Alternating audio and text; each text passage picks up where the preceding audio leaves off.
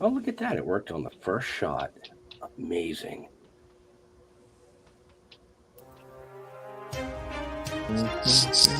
The Dorkening and all affiliated shows are not intended for anyone under the age of 18. The following may contain discussions or scenes that have adult situations, graphic violence, nudity, strong sexual content, and graphic language. This show is intended for mature audiences only. Viewer discretion is advised.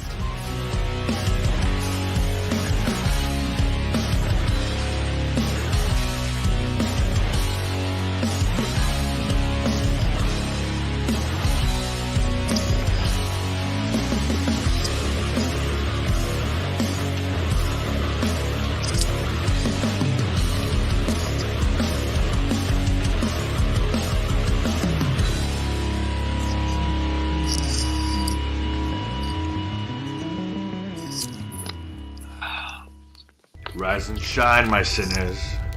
When Father Evil starts his day, he gets a little deadly. Deadly Grounds coffee has the richest, smoothest flavor you'll find anywhere. It's sinfully delicious. Once you go deadly, you never go back. Order yours at getdeadly.com. Coffee's so good, it's scary.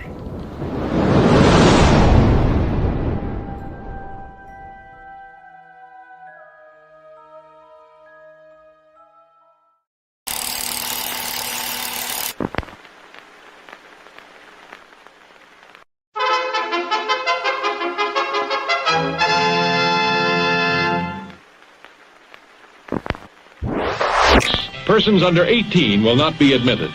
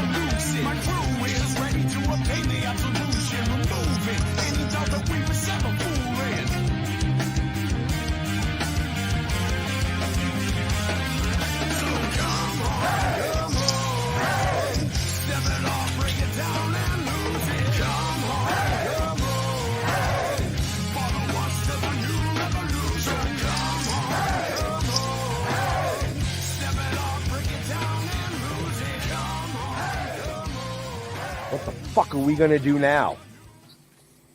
Get high.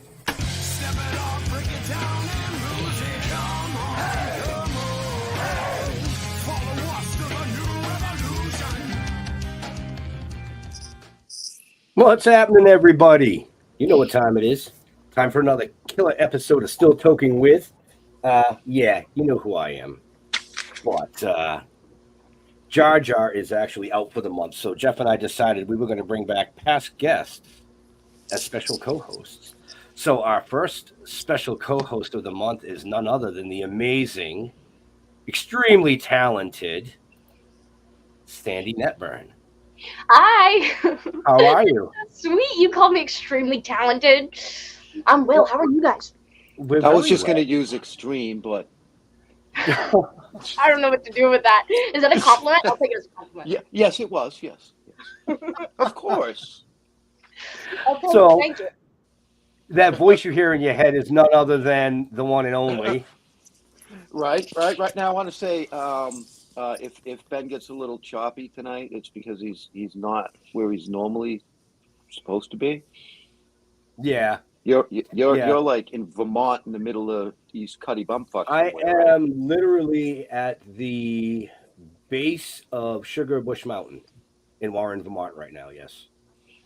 Oh, so I wore the appropriate shirt, Bush. Well, yeah, oh, but wrong there's supposed to place. be there's supposed to be sugar above it. You know, sugar.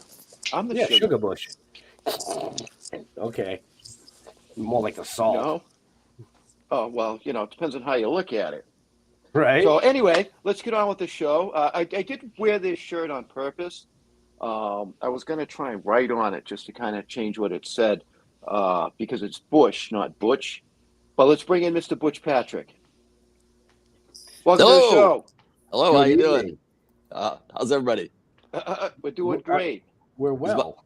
Is audio okay? Everybody good? Yeah, Levels? you're good. Yeah, you're you're good, excellent. man. You know, it's funny Yeah. you're making mention of that Bush shirt. When I grew up with the deaf community. My next door neighbor was deaf. My best friend's brother was deaf, and he couldn't say Butch, and he called me Bush. Oh, okay. So, So in honor of Kim Randolph, I am Bush. He is Bush tonight. This is Butch right. Patrick. Yeah. So welcome And welcome to the I show. won't go any deeper into that. Thank Right. you. Oh my God. You know, we've been trying to get you on the show for I think 2 years now. Really? Yeah, Well, I was waiting for Sandy to be on the show. I figured that's what it was going to take. Actually, it's kind of funny because Yeah. you know, Jeff, myself, and we're very good friends with Mr. Diamond. Right. You know, and Bill was going to reach out to you numerous times, and then I think it was last summer where we met Sandy. You were at the show as well, and we chatted a little bit. And it just so happened that I've been dealing with Harlan Ball for three plus years now, and I saw that you and Johnny Whitaker were going to be handling some stuff with upcoming things, exciting things that are coming up. And I said, "Oh, Harlan, you got to get me Butch. You got to get me And Butch." poof. And there he is. Look And at there he that. is. But we put John on first, though. Yeah, but he didn't show. I know, but he was scheduled first, so you know. Well, he did show sort of. Well, yeah, he got stuck at work. At Right. work, and then he called and he said, "Can I please reschedule?" And he came on and talked to us. But yeah, so Butch beat him to the punch. All right. Well, Yeah. Lidsville was the third show. Sigmund was the fourth show. So it's apropos. Exactly. So speaking of Lidsville, let's get right into that. I mean, Lidsville is being released on the Sid and Marty Krofft channel on Cineverse Mm-hmm.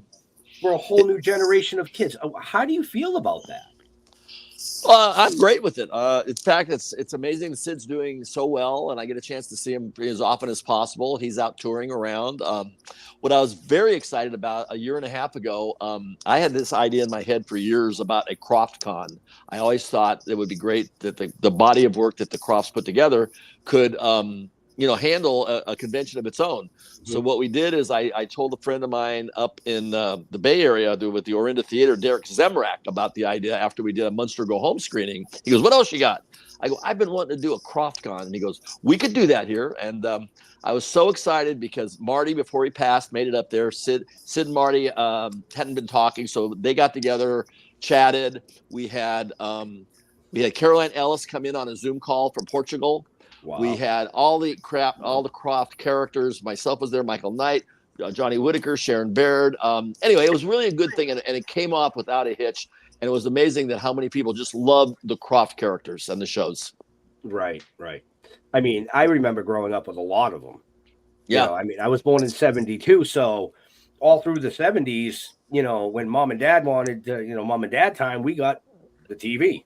It was interesting. They actually really did so much work. I mean, they started with Pup and Stuff and the Bugaloos and Lidsville and Sigmund and so on, and Land of the Lost, of course. But they went on to do stuff even for nighttime. You know, they did the Brady's, they did the Oz, the Donnie and Marie show. But what I thought was their best was the DC Follies.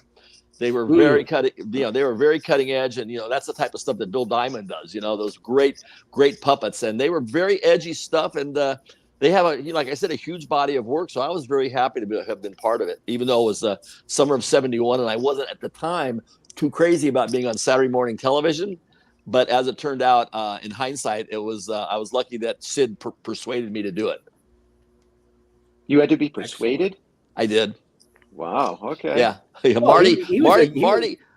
Well, Marty called me a couple times on it, and I had just lost a movie deal that was going to put me into like Academy Award status. They were like a supporting actor. We had billboards in Hollywood, and unfortunately, the producer and his wife, Rhonda Fleming, had a horrible Hollywood divorce, and the movie got shelved, and it never went anywhere. So I went from having these expectations of, going into movies, and then what was left over was an offer to do a Saturday morning kids show. And it was like, I'm a senior in high school. I'm not really too crazy about it. I didn't really need the work. I like to go surfing. But what happened was the Cowsills told me, you never turn down work in Hollywood. So I went back out for a third interview, and Sid this time took me for a ride in his Corvette, which I was impressed because I had a Corvette. We went up for lunch, and I decided to do it. It was probably the best move I ever made because at that time, it was only 11 weeks work, but it paid me for 4 years. Wow. Weren't you persuaded by the fact that you thought you were going to meet Caroline Ellis? And didn't you say you were just on a Zoom call there? That worked out. That too. I had really long hair. So first thing they wanted to do was cut my hair off like halfway. So I said, I can live with that. But I was looking at the pictures of the Bugaloos, and I go, that girl over there, she's really cute. Is there any chance if I'm out here, I'll meet her? And he goes, oh, she's here all the time. Well, she was in England. He lied. So she never did. She never did show up, but he told me whatever I wanted to hear to make sure that I showed up at Paramount for Stage 8, and then afterwards, Caroline and I become friends, long distance friends via the connection with the Bugaloos in Lidsville. Yeah, but you're right about that, Sandy. Wow. Yeah, I wasn't. I wasn't aware that the Sid and Marty Krofft were involved in all of those television shows. Oh, and then there's a whole bunch more, too. There's like with Bruce Buzzy and Jim Neighbors, they had The Lost Saucer, and Chuck McCann, they had Space Nuts. I mean, they had just a whole bunch of stuff going on. I mean, when I was a kid, I just liked watching them. I didn't give a shit who made the things. Yeah, it was very entertaining. They owned Saturday morning television. I mean, there were cartoons, and then there was like, Sherry Lewis and Captain Kangaroo, but the live fantasy stuff, they owned that. Yeah, right. Yeah. Yep. Were they also part of, was it Puff? Puff and Stuff. No, Puff the Magic Dragon. Who did that? Oh, no. Was that? No. That was somebody else. Okay. No, all right. No, they didn't. But they even had a theme park briefly in Atlanta, which is now the CNN Center. They literally were huge, literally huge. Wow. I mean, I watched most of those shows. And it was the kookiest, Lidsville. Charles Nelson Riley, and right. I mean, he was hilarious. I mean, he was a handful, but he was hilarious. Now, Lidsville was after the Munsters, correct? Yeah, I was 11 and 12 on the Munsters. The summer I turned 18, I did Lidsville. Right. So let's just drop back to the Munsters for a quick second. This is the 60th anniversary. Mm-hmm. Yeah, 60 years. And it's still going just as strong now as it was back then. It slowly has stayed in the forefront of, it's never went to the big screen or to Broadway like the Addams Family movies, but it's had 5 remakes. It's had a series remake. I actually played Pugsley in a one-off Addams Family Funhouse, even though that's the Addams Family, but it had recently the Rob Zombie remake, and now James Wan, I believe it's either Han or Wan. James Wan, who the director from Saw and Insidious, has got it now to do his version of it. And it was very interesting because when one of my agents called and said, "Hey, they got your picture in the trades next to the new Munsters reboot." And I go, "Well, that's interesting. Why would they use my picture instead of the Munsters picture?" And then I thought about it. I go, he's probably looking at the success that Tim Burton had with Wednesday, and Eddie was never developed. So maybe he's going to go with the Eddie development thing. So I sent a message to him. I said, "Congratulations, and please make Eddie dark and interesting." Right. But the Munsters has always been extremely popular with toys, collectibles, merchandise. Mm-hmm. There was a cartoon series, so it's been around, but it never really was blockbuster big. It just has always been there.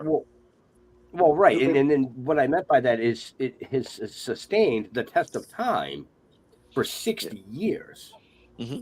Yeah, it didn't just come out and go whoop and drop off and then bounce back and drop off like some shows do. This thing has kind of just stayed.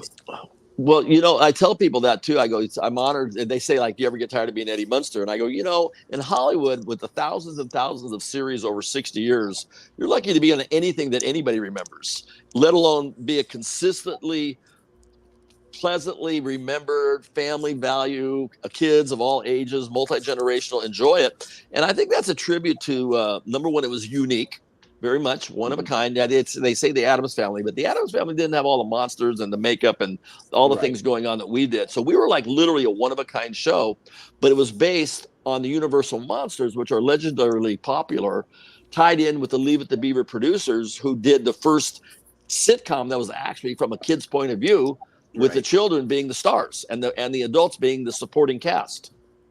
Right. So it was kind of magical. And besides, they had the cool cars too.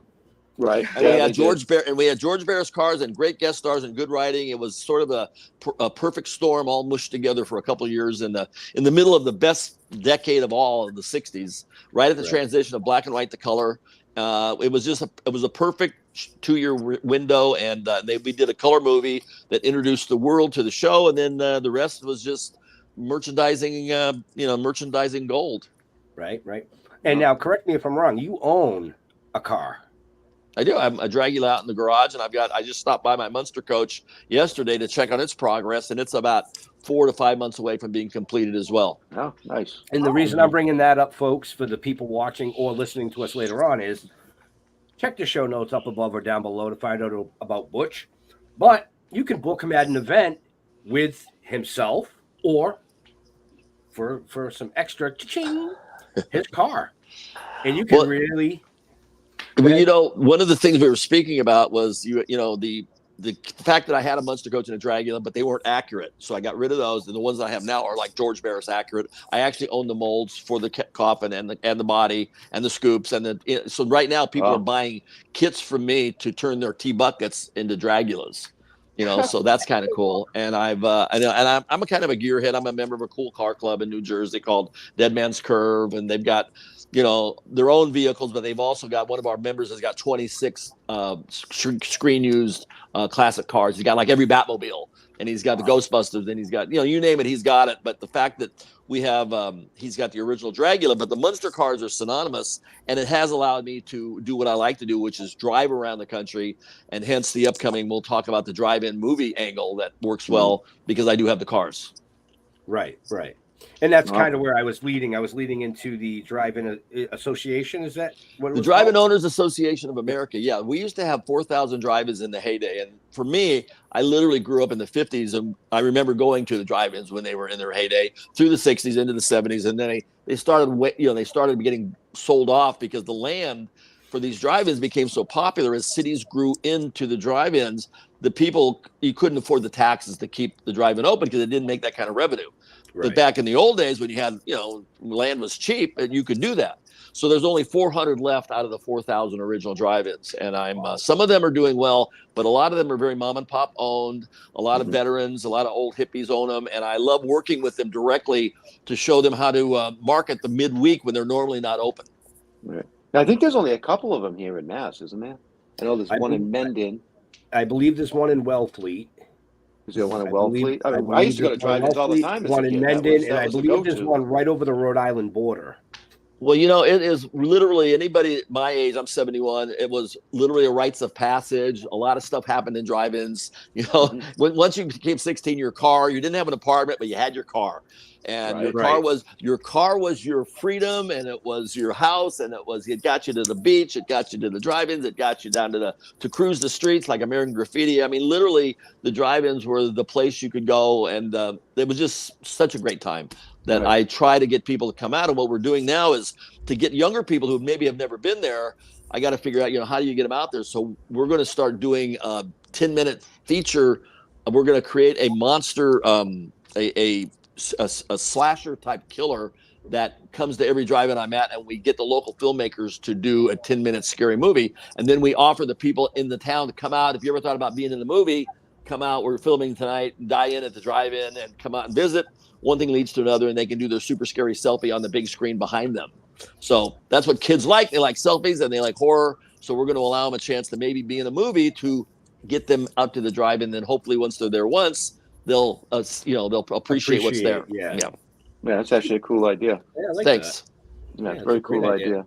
Yeah, I'm making up 13 weekends, a summer series, 13 double features. I've already got the movies, and I'm packing at the end, and I'm going to try to get to as many of them as possible. But the ones that I don't get to will, add stuff between the features up on the screen, and I'll help them with marketing and, do radio and TV and press the best I can. But I hope to visit at least 3 a week through the summer, so that'll be 36 through probably Indiana, Ohio, Pennsylvania, maybe Michigan, maybe Wisconsin.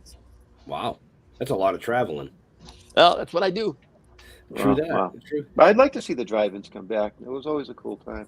Yeah. Back then, us kids, like you said, 16, 17 years old, we had the big bench seats in these big cars too. Of course. Yeah, it was. In fact, one of the things about the killer thing is, we'll have the guy kill somebody in the trunk because we used to sneak in, and then we'll have somebody get killed at the snack bar, stick them in the pizza oven, and then we'll have all these things. In the old days, remember you had the hangers on the window? They didn't have the FM radio thing. Yeah, the big funky metal thing. And you'd forget you'd had it in the window, and you'd drive away and rip your window out. Yeah. And they had the crappiest little speakers.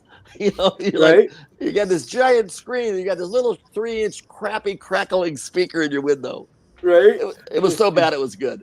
Oh yeah, it's like I can't hear what they're saying. Yeah. I know it was classic, but I love it to death. It's really a good fit for me because what I'll do is after I'm done with the Munsters and the Munster Go Home feature, then I'm going to help do Christine, do the cars with the Christine, do Back to the Future, do all the movie cars, movies related to them.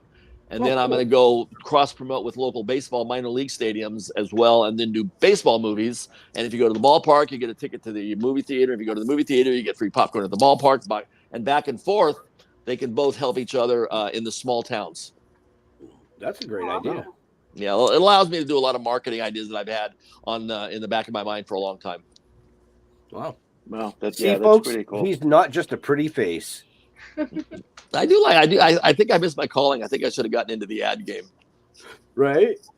Well, you didn't miss it. You're just starting now. Well, what happened was all my life I was always used as a prop in a prop. People would have they'd have a Munster promotion, and you get the Munster coach, and they throw Eddie in the back, and I'd see how people operated a marketing angle, and you learn by experience just by physically being there.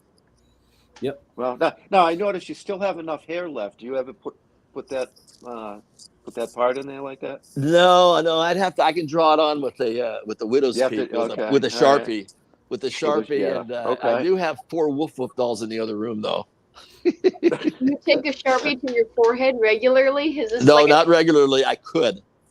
The only time I've actually put on my Eddie outfit was 20 years ago with Evel Knievel and Jimmy Walker for a Little Caesars commercial we did for pizza, and I really didn't want to do it, but it was a really big check. I sold out. I figured if Evel Knievel was, if he was doing his motorcycle and he's got his leathers on, and Jimmy Walker's dressed up like JJ, well, the least I can do is follow suit. Well, I'll give you a little tip. If you have to do it again, use body paint, not a permanent marker. You don't use a Sharpie. Actually, what you do is that's just for the quickies. If you're going to do it, you actually get the hairpiece and redo it properly. Do it properly. I'm sure a hairpiece that would be easy to make, or you probably have one, don't you? No, I don't have one, but that would be easy to make. It's not too bad. See, I think you should get one for when you sit in the car. Do what? You could get one so when you're sitting in the car, just make it silver. Yeah, well, what I do now is I figure Eddie has a receding hairline, and this is it. Oh, there you go. Make the V go the other way. Yeah, I tell everybody, where's your widow's peak? My receding hairline is now normal.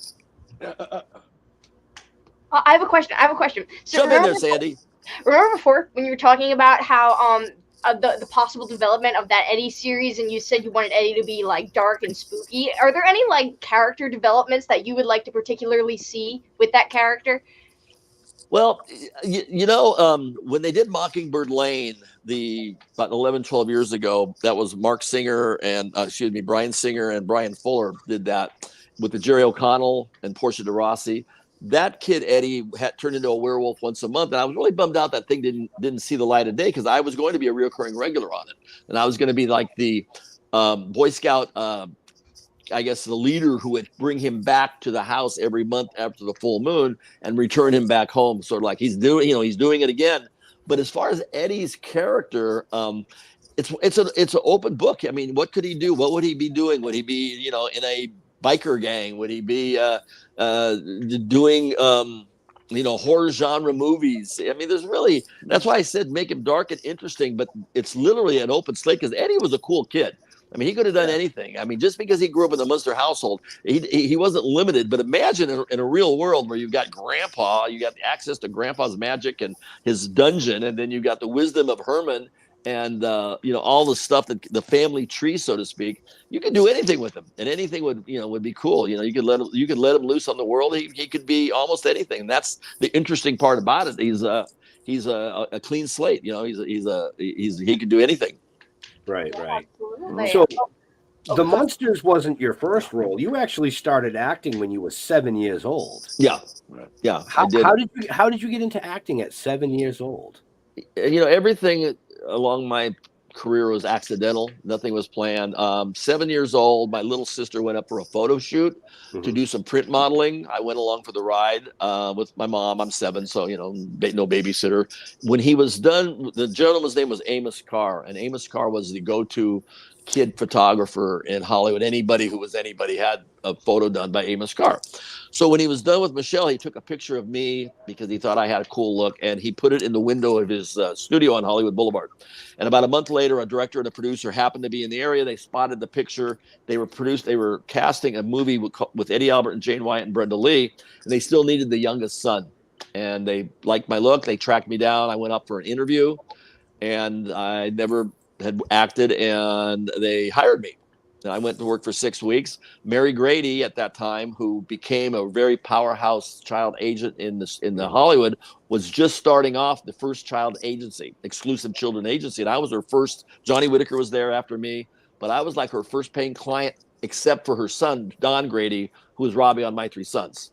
So I became friends with Mary. I actually lived at her house a couple times when my mom and dad were on the East Coast during work. And that's how it started. And then by this end of the 6 weeks, I'd already gotten a Kellogg's Cornflakes commercial and a Mr. Ed and a couple other shows. I was just going to bring that up.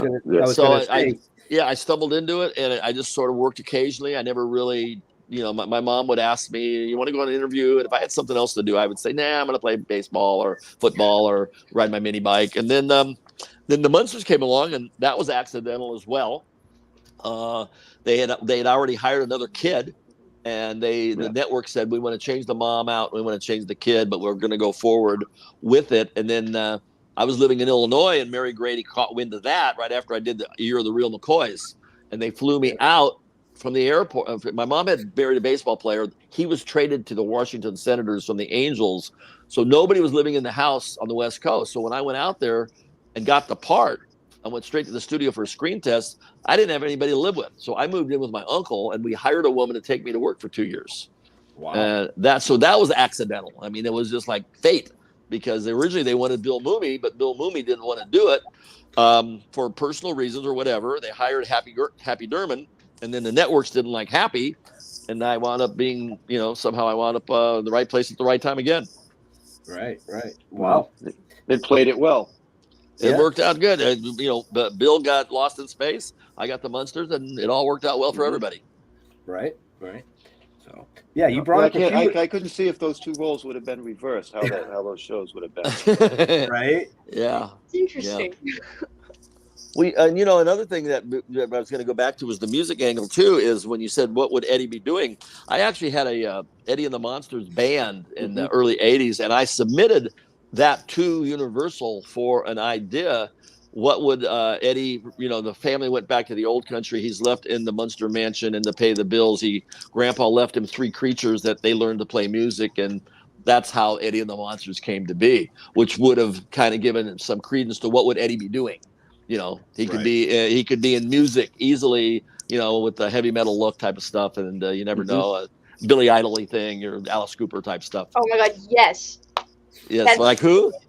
That's brilliant. Yeah, so that was actually I thought that was a pretty good idea, but it never got traction. But I did get a chance to play rock star for 6 months. Fun. And I also did that after Lidsville. I did Metro Media Records. They got rid of Bobby Sherman, and they were looking for a David Cassidy type, bubblegum star from the Lidsville thing. That was really a lot of fun for 9 months, and I recommend it highly to anybody to get a chance to go spend a ton of money of Metro Media Record money on their dime. I didn't do it; it was their A&R man that was doing the bill. But we toured around the country for about 6 months and had a great time. Didn't sell any records, but had a good time. Right. What's Right. the Well, tour experience like? I told them I couldn't sing up front. I never lied to them. I said I can't sing. So I was the original Munster Manili. Munster Manili. Wow. I was lip singing my little heart out on American Bandstand. That's great. crazy. Wow. Now, what was your take on Rob Zombie's Munster movie? I enjoyed it immensely. I love the idea that he told the story of how Herman and Lily met. Mhm. I loved Danny Roebuck. I thought Sherry Moon did a fine job. I had no problem with her. I tell people, don't expect it to be the Munsters and don't expect it to be Devil's Rejects. You know, it's not a typical Rob Zombie vehicle and it's not a real Munster vehicle. It's a in-between version, and if you go in without any expectations of either side and just look at it for its own merit, I think you'll enjoy it. And the first time when I went in and saw it and to do my voiceover work and I saw the dailies on it and I saw what he was doing, I immediately went, oh my God, it looks like a Tim Burton movie. It looks like Beetlejuice, you know, the colors and the texture, which is good to me. I thought that was great. I thought it was wonderful. And I thought how ironic it is that almost 60 years later, Tim Burton is doing Wednesday and Rob Zombie was doing the Munsters. You know, like they both had, Right. you know, reincarnations that simultaneously again. Yeah, it was pretty. I was a little taken back when I first saw it. I had to rewatch it because the first time I watched it, I thought it just kind of dragged out too much a little bit. Yeah. You know what I mean? Maybe it needed to be a two-part. There was just too much information for me to absorb because I wanted to see the Munsters. I didn't want to see the history behind it in the movie that he was making. Yeah. So I watched it the second time, and it was better. Okay, good. Well, I had no problem with it. I was happy to be part of it, and like it was a prequel. So if they should ever do a sequel, you know, there's always that open door policy. But I don't think that'll ever be the case. I think he was happy with it. The interesting thing about it was he did that whole movie in secrecy during the pandemic in Hungary. Mm-hmm. You know, and nobody, you know, let the cat out of the bag. I went and saw him at his house. He had just gotten back from Hungary. I go, what are you doing? Location scouting? He goes, can you keep a secret? I go, yeah. He goes, I already finished the movie. I go, you shot an entire movie in secrecy during this pandemic in a foreign country and nobody found out? I go, that's amazing. That in itself was amazing. Right. And he did. Yeah, because it did come out of nowhere. Nobody was expecting that. No. He took it to Hungary because he built an entire town over there cheaper than Universal was going to rent him a Colonial Street for a day. So there you go. Wow. Okay. He's a good guy. I like Sherry and Rob and Jeff Daniel Phillips. I thought did a good job. And all in all, it was nice people doing an interesting project. And you know, I think all in all, he pulled it off pretty good. I love some of the stuff, the Sonny and Cher stuff and the Zombie A Go-Go stuff was just too funny. There were like anything. There were some slow spots in it. You know, it wasn't. But I love the dating. She was on a dating site. You know, with the guy at the beginning. I mean, that was funny stuff. You know, that's just there was some updated, you know, things that were going on in modern day life that they applied to the old school. But it worked out pretty well. Well, I think it was a little risky for him too, because I mean, it was a little outside of his norm. Oh, it's totally. You know what I mean? Yeah, totally. You know, so maybe he took it as a challenge. I don't know. You know. But, well, I think the fact. See, I knew he could do this because when I found out that he was actually the art director and the production designer on Phoebe's Playhouse. Did you know that? No, I did not know that. Yeah, I didn't know that. Yeah, he started. When I found that out, I said, no, the guy can do other stuff. He happens to like. Well, that explains a lot. It's like the horror genre situation is what he does. It's like Alice Cooper. Right. You know, if you know Alice, it's like even in the old days when Howard Stern, you know, Howard Stern off mic was a totally different person, you know, right. And it was just like Alice's, you know, or Vince or whatever, Coop. He's so different that it's a show. And that's what Rob does. Rob puts on a great visual concert, but he has the talent to do pretty much whatever he wants. Wow. Now, could you see Eddie Munster in a full-blown horror flick? In a full-blown What do you think? Horror flick. horror movie. Oh, I mean, like downright horror flick. Or do you think? yeah, it would ruin yeah, the but I character? tell you what, it would be very, very, very risky because people don't want to see a beloved character that they grew up with that's sympathetic and likable turn into something horrible. Now, possibly, if you wanted to do that, you would have to do like a split character somehow was created from his DNA, and he goes off and does terrible things. But Eddie has to remain the constant nice person, and somehow somehow something goes wrong, or he gets manipulated, or he gets hypnotized, something along the line. But as far as the typical Eddie character that everybody knows and loves, I think it would be too risky, and I don't think it would fly. Yeah, well, you got to take the other take to it. He wouldn't be the bad guy in the horror movie. He'd be the guy that saves the day. Okay, well then that's fine. Yes, he could be in a horror as long as he's not But the still killer. flat out horror flick. Right. No, Exactly. yeah, yeah, sure. Yeah. That would work. Yeah, I think that would work. Right. I mean, I don't think it would work in the new ones that what is it, Twister? Oh shit, what's his name? Is the black and white clown that just came out? He's all over the place. Terrifier. Terrifier. The Terrifier. Art. I don't think Yeah, those Art the things are clown. like I can barely get to a Saw, but the Terrifier is supposed to be really, really, really, really gory for gore's sake. Right. I love them. So Both of we them. do. The third We one do I'm have. looking forward to. We do have a question coming in from the Sure. internet. And the question is: Eddie seemed to favor his mom's side. So, what qualities did he get from Herman? Sorry, total fanboy question. Well, good question. I think what he got from his dad's side would probably be the being accepted, being different, because Fred was always very much big into, the father and son shows usually had something about me volunteering him not wanting to disappoint me, and then us finding some moral ground and some learning characteristics of real life. That's, for me, would be what I got from Herman was, how being tolerant of those who are critical of you. Wow. Did he just call you a mama's boy? Yeah, I think pretty he much. did. Pretty much. I think he did.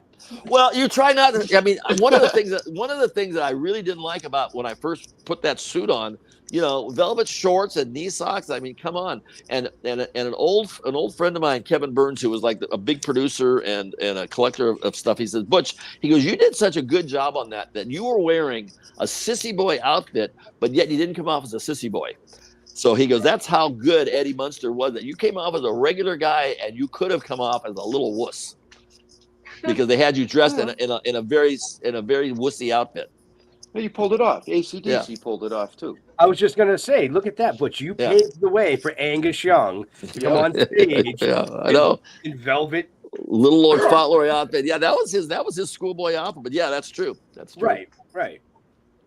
But you made We it all so. date ourselves. Yeah. Everybody said, well, hey, if Butch can do it, why can't I?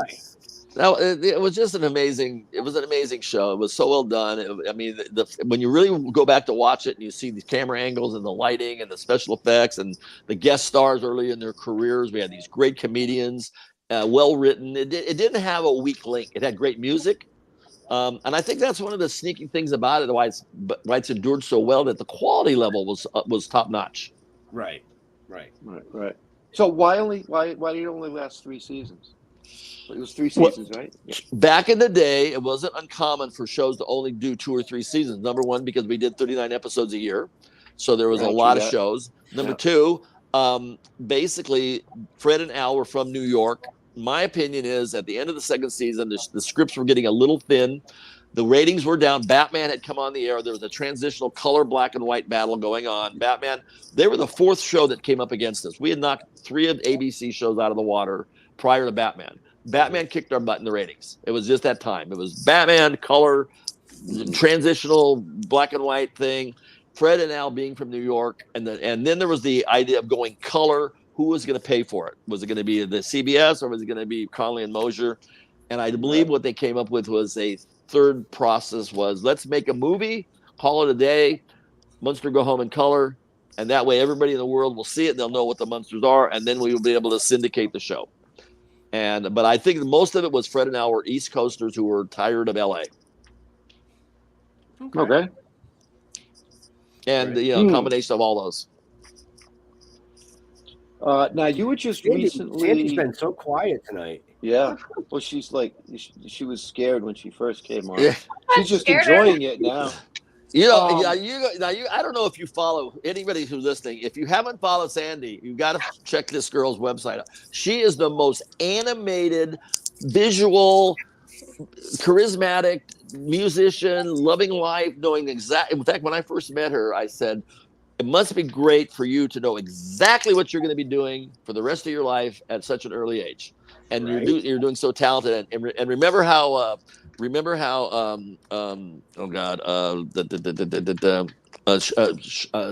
Cherie Curry, how she Cherie got you up Curry. on stage. Yeah. She got you up on stage, and she goes, "I was 15," and she's 15, and I mean, literally, this girl is so talented. But her character and her energy and her personality is what really sells.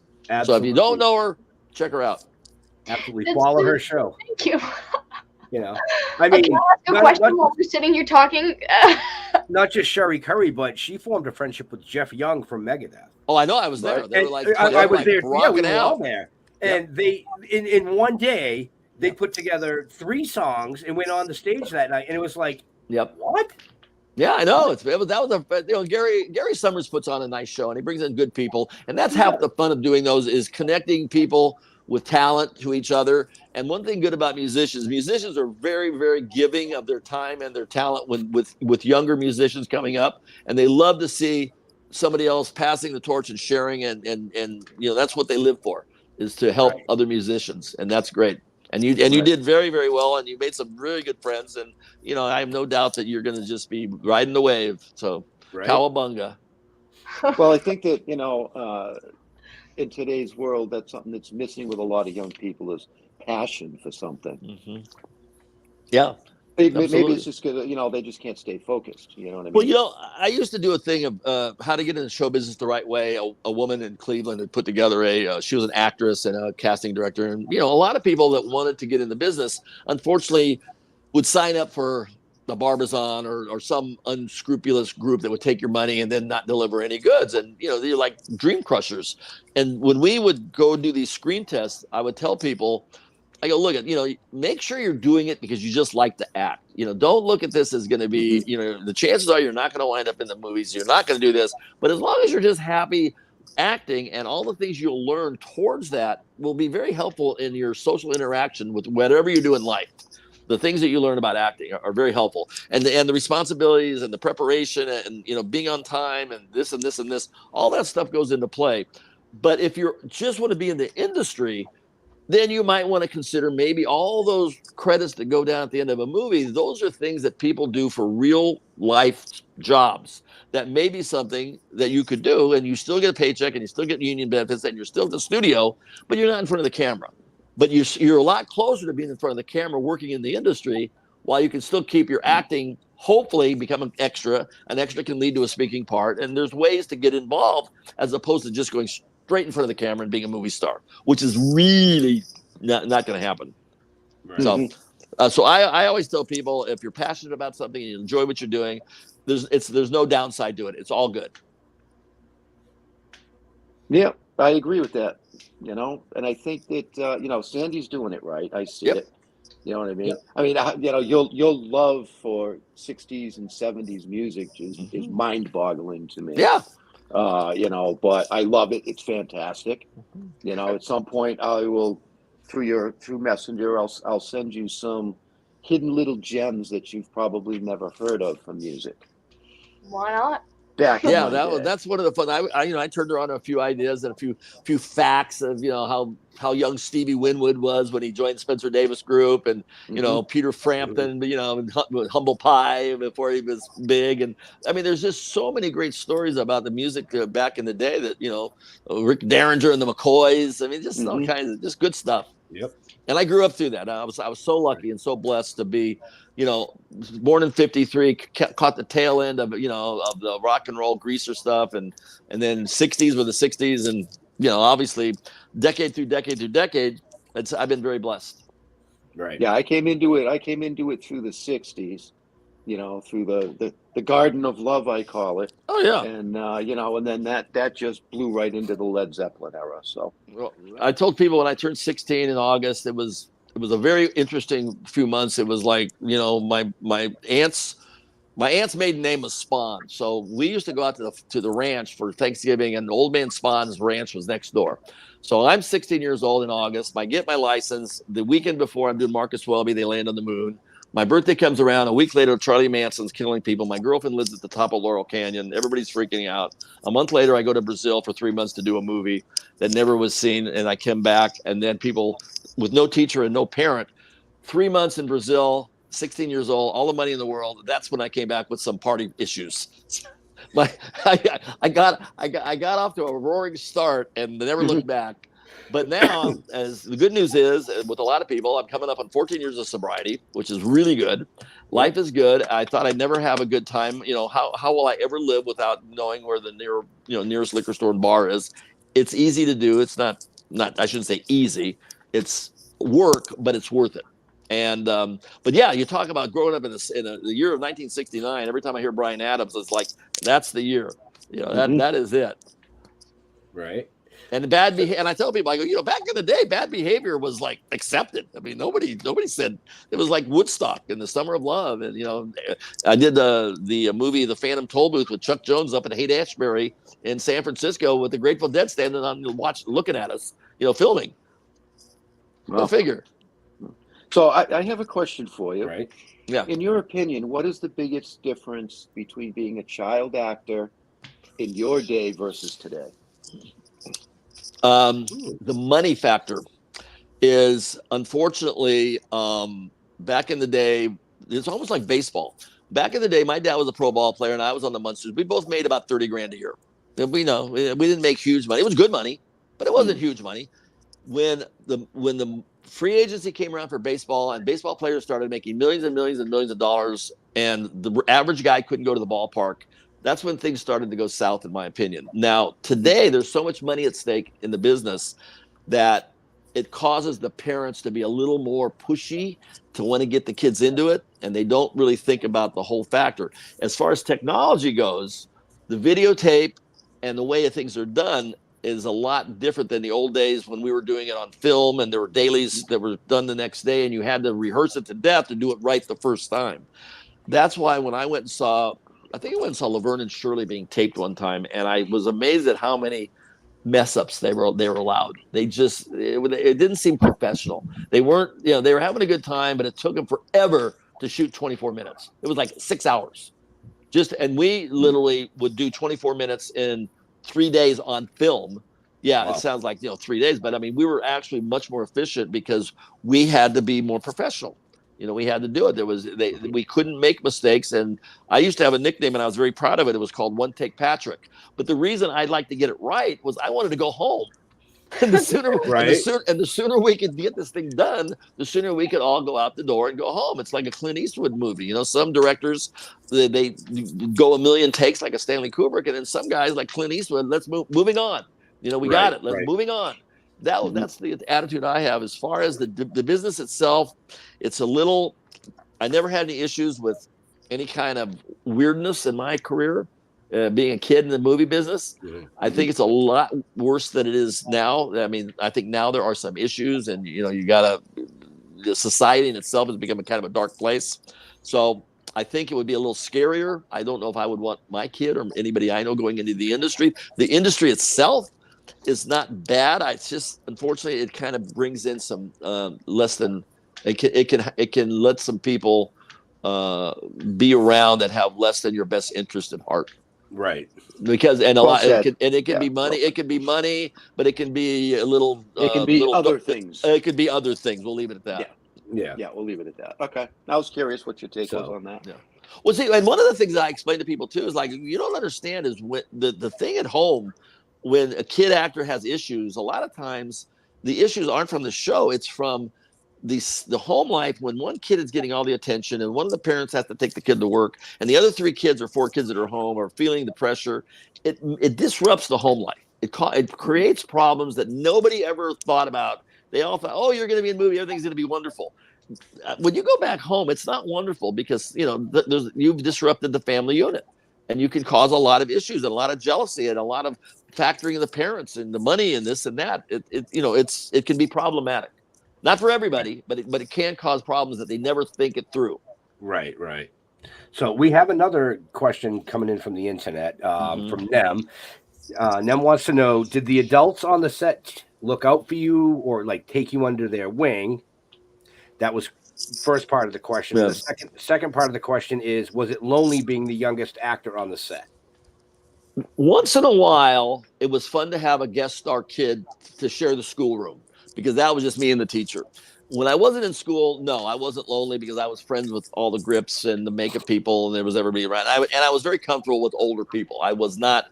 They used to call me a 39-year-old midget. They go, "There's no way this kid's 11 years old. He acts way wise beyond his years." Today, it would be a 39-year-old little person. So you got to be politically correct. But what happened what I enjoyed doing was exploring the studio when I had free time. The Universal lot had usually about 8 to 10 movies going on at any given time and a few other series. McHale's Navy, my uncle supplied horses to the Gunsmoke Wagon Train, the Virginian, and Laredo. Or going to the lab where Mike Westmore was creating the headpieces for Herman and stuff, other monster movies and stuff. So there's always something going on.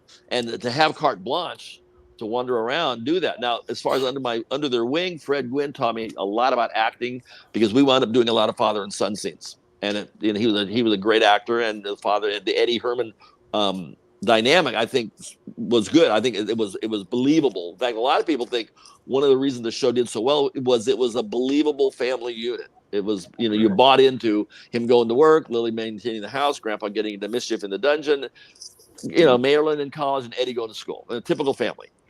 Yvonne, she didn't teach me a whole lot, but I respected her and watched her, and I learned a lot from her because she was the old school power movie star. She was from the golden era, and she had dropped into television, but she still carried herself like a movie star, and it was noticeable. It was absolutely noticeable. She was a strong woman. Al Lewis taught me a lot about real life. He was the vaudevillian, the circus guy, where Fred was Harvard in Hasty Pudding Club. They were a good comedy team, but they were totally opposites. And Al would toss the baseball with me. Fred didn't have time. Fred was like always in makeup, always doing something. But Al had some free time. Throw a frisbee, talk basketball. Let me be a grandkid to a grandson. It was like a real grandfather-grandson relationship. And as far as Pat Priest, I had a crush on the first Marilyn.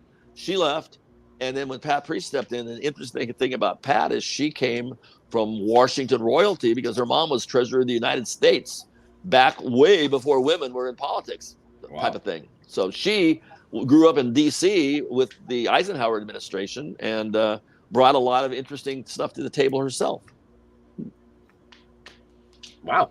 All right. Well, I hope that answered your question. There was a lot of interesting stuff going on out there we had astronauts, we had Beatles, we had anybody that came to Universal for a tour always came to the Munsters set first.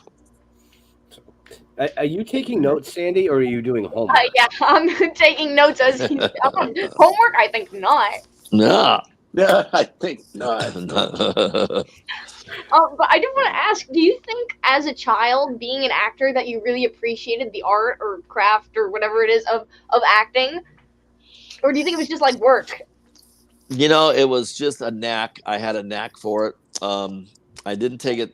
I never really thought that I never was comfortable with the attention that was given to me. I really wanted to be a regular kid, but I also enjoyed what I was doing. But I lived about an hour away from the studio. So you go in the studio gates, you do that magic thing for the day, and then you go out the studio gates and sit in traffic to get home.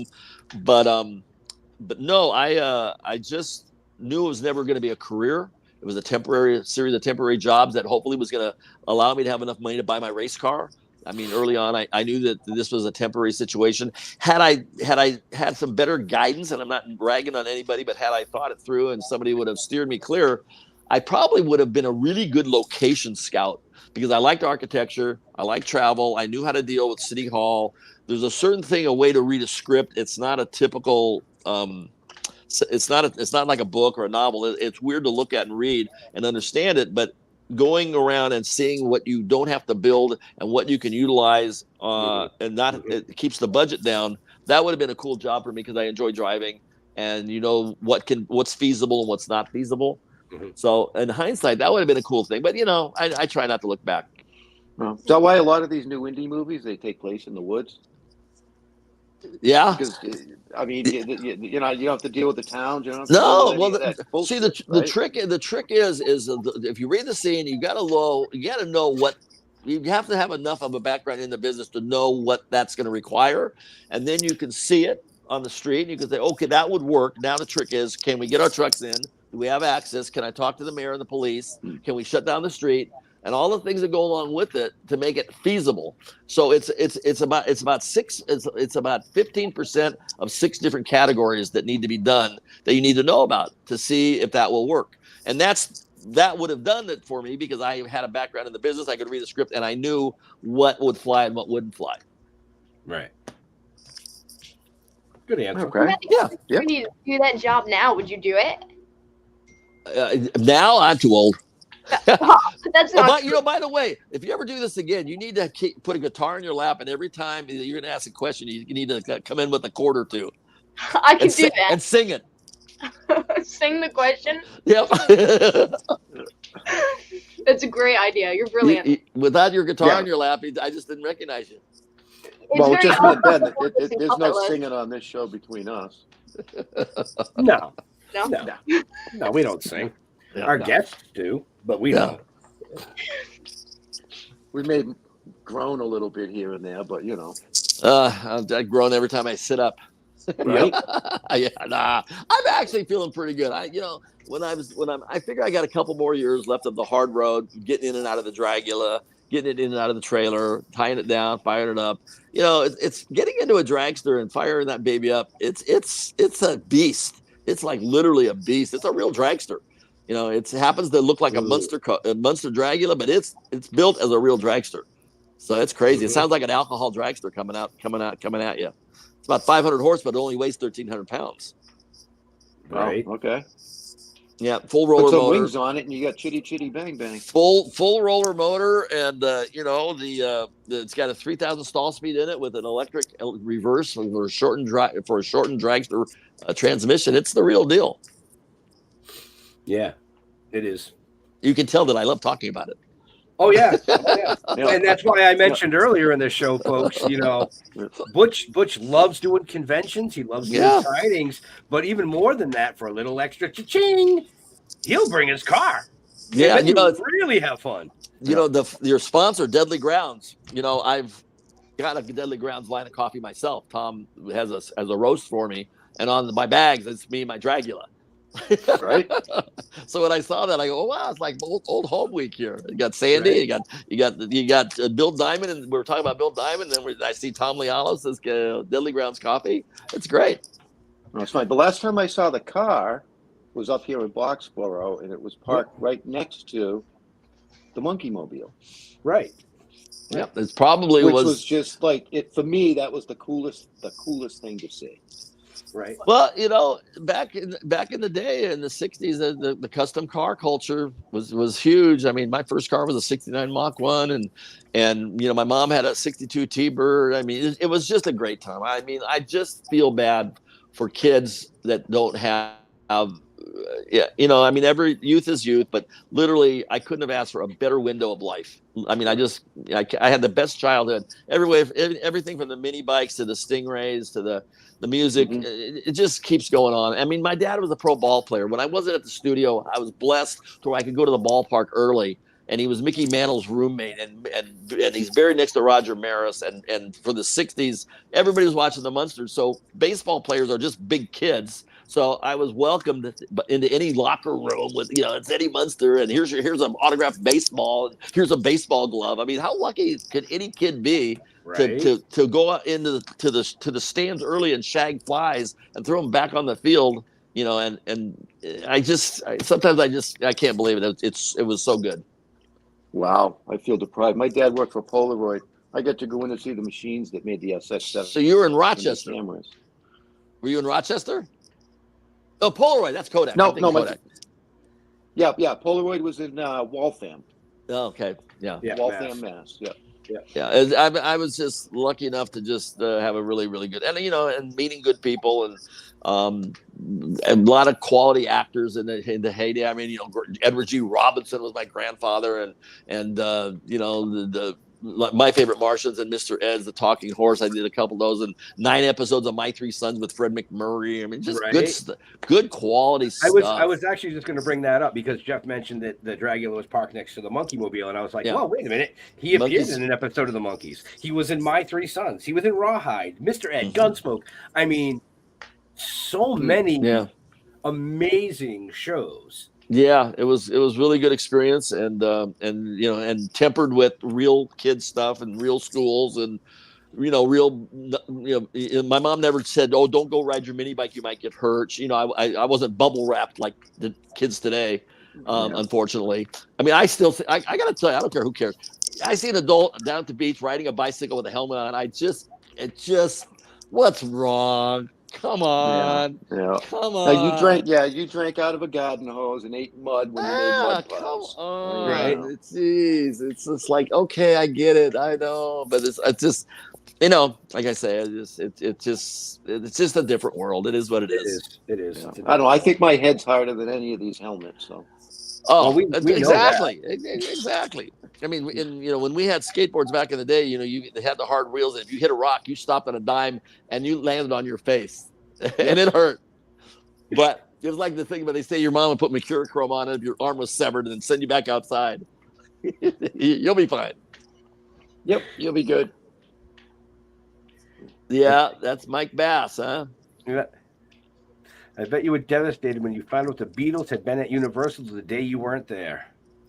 Yeah, I was. I was very upset, and I was mad because you would have thought that somebody would have one of two things, who could have either made arrangements for me. See, Bill Mooney and Angela Cartwright, they went to the Hollywood Bowl and met him and saw him at the Hollywood Bowl.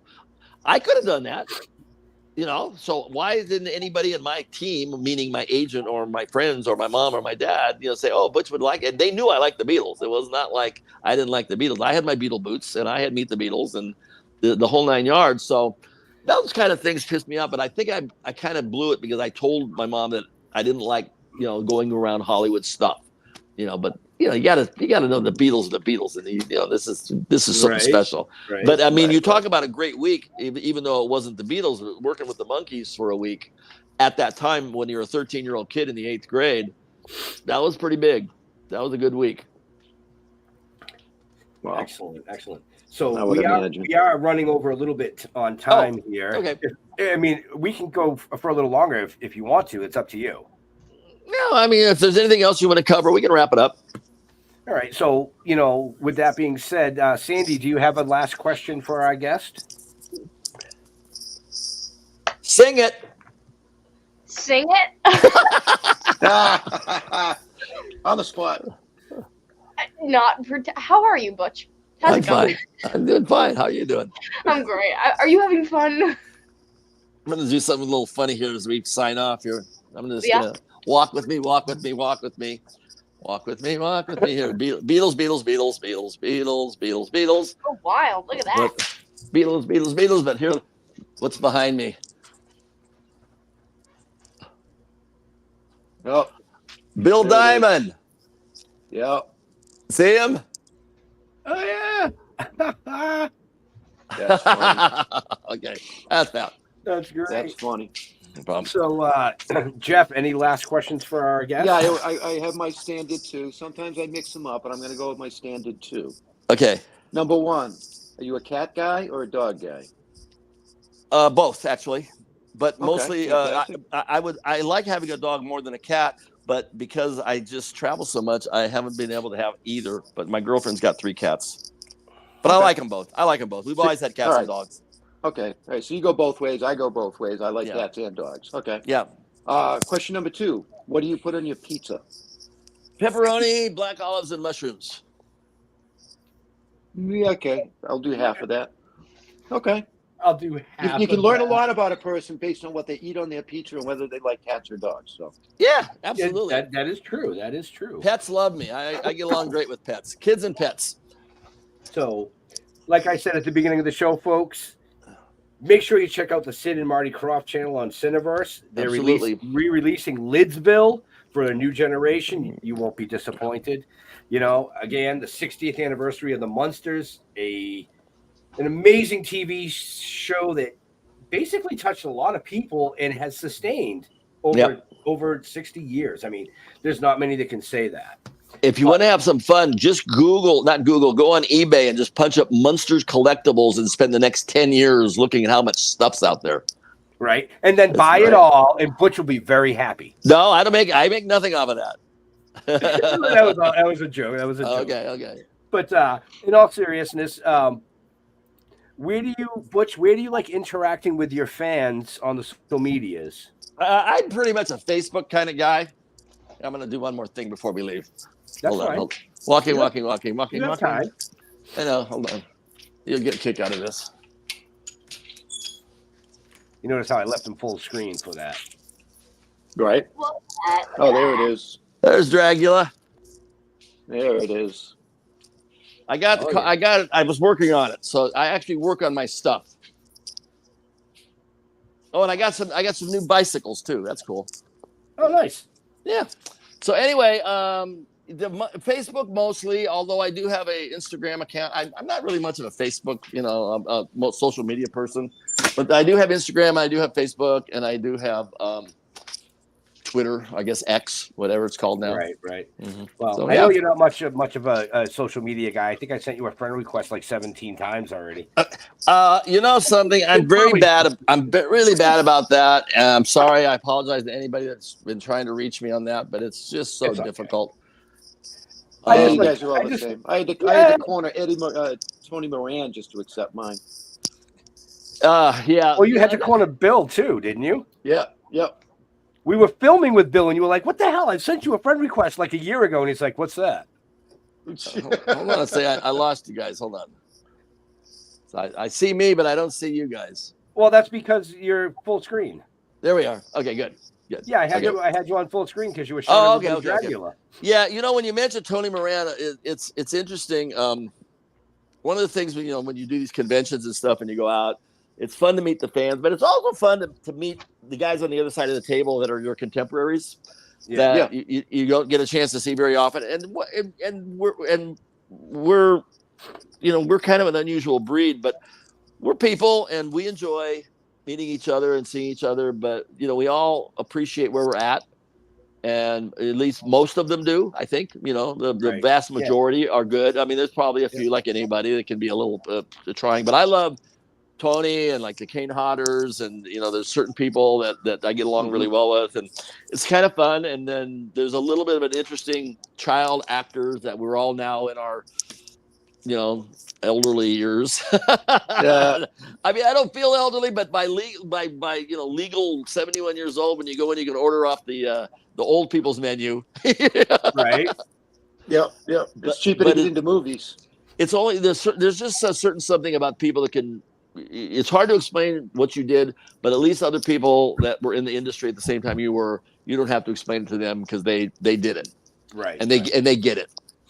Absolutely. And we appreciate it. And the Beaver and Timmy from Lassie, John Provost and stuff like that, and Larry Matthews. There's a cool clique going on with groups of people like that. That it's nice that and a lot of them are. I mean, there's a lot of people passing, but boy, there's a lot of people living really to be old. Mm-hmm. They stay busy. They don't retire. What do you want to do when you retire? Just sit around waiting to die. God. Pretty much. No, you got to stay busy. You got to keep going. Like Sandy, it'll happen to you. And when you're sitting around in the year 2080. Right. I don't want to die. I mean, I don't want to die. You will. Your music will live on. Trust me. I hope so. See, the key, Sandy, is to make your mark on the world. So even when your physical body is no longer here, your mark continues on. I make puppets. You do more than make puppets. You do more than make puppets. Okay. Yes, don't cut yourself short. I'll make puppets. Yeah. All right, folks. I'm gonna make some Sandy, dinner. where do you like interacting with your friends on the social medias? Where do you like interacting with your? Oh, stop it! When do you, How do people when get do in you like touch with you? interacting? Yeah, Like, social media. Facebook is the best. Facebook, but Instagram and everything. Everything. I put them up in the show notes earlier, folks. Right. Jeffrey, let's close out the show. As always, don't ever look me up. Just go to stilltoking.com. Go to Toking with the Dead on Facebook. I'm just Jeff. I'm just part of this shit show, trying to have some fun and leave my mark. I want to thank Sandy for coming on, and I do want to say, make sure that you look her up. She is going to be doing some amazing things in the coming years. I just see it. I can recognize talent. I recognized I didn't have any a long time ago. And, and thank you, Butch. I do. How the hell did you come up with Butch? Nickname. My grandmother named me that the day I was born. You don't get to ask any more questions. My grandma named me Butch. I was named Patrick Alan Caples. Yes. My mom's name was Patricia. My dad's name was Alan. They went to a lot of trouble to figure that out. Patrick Alan Caples. My mom remarried to Lilley, and I was adopted by Dave Lilley, who's my sister's father as well. So we all became Lilleys. So, but Butch has always been a nickname, and to this day, I'm pretty sure I'm the only Butch in Screen Actors Guild. For some reason, the character name is in a lot of scripts, but nobody actually ever took the name to be an actor for some reason, other than me. No. A lot of sports guys, but no actors. There you go. Now you learned something else new, folks. See? So I want to say thank you to Butch for coming out and hanging out with us tonight. Learned a little bit. I hope you all learned a lot. Definitely check out Cineverse, the Sid and Marty Croft channel, Lidsville, and all the amazing shows that are there. Sorry, I'm getting sidetracked here with all these last-minute comments coming in. Again, to Sandy for hanging out, being a special co-host this evening. And like Jeff said, stilltoking.com. You can find out everything you want to know about us, from the novel to the comic book series to the TV series to the upcoming animation stuff. But to all our veterans and first responders, we want to thank you for doing what you do so people like us can come up here and do what we do. Stay safe. We'll see you next week. We are out of here. So come on.